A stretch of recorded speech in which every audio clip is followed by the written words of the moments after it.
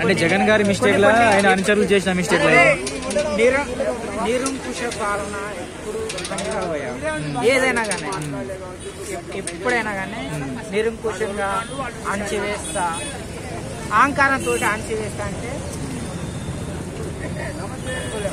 అప్పుడు బ్రిటిష్ వాళ్ళు అణచివేయాలని మన తెలుగు ప్రజల్ని మన భారతదేశాన్ని బ్రిటిష్ వాళ్ళు అణచివేయాలని ప్రయత్నం చేశారు. మనం ఏం చేసినాం? తనితరం వచ్చినాం. నిజాం పరిపాలన మన తెలంగాణ నిజాం నవాబులు అణచివేయాలని చూసారు ఉన్నదా? తనితరం అవునా కదా?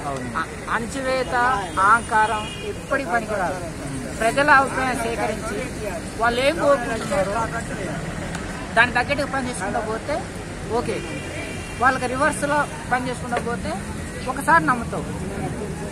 ఇప్పుడు నేనేమంటా, నీది అయిపోగానే అన్న మీ ఇద్దరికి బిర్యానీ ఆఫీసర్ పోతా, మీరు బండి స్టాండ్ తీయముందుకే నేను ఇంటికి పోతా, ఫోన్ స్విచ్ పెడతా, మళ్ళీ రేపు వస్తా, మళ్ళీ ఇదే మాట మాట్లాడతా. నమ్ముతారా అన్న? ఈ పెద్ద దొంగ పూకర్రా పోయి అనుకోడు అవునా కదా? ఇప్పుడు ప్రజలు కూడా 5 సంవత్సరాలు చూస్తారు, 10 సంవత్సరాలు చూస్తారు, తర్వాత పక్క పెట్టి. అవును, చివరిగా మీ డైలాగ్ మీ నోటి మీ డైలాగ్ చెప్పండి అసలు. అయితే నేను చెప్పేది ఏంటంటే ఆంధ్రప్రదేశ్ లో ఉన్న పబ్లిక్ అందరికి దొరుకు నాకు బీర్లకు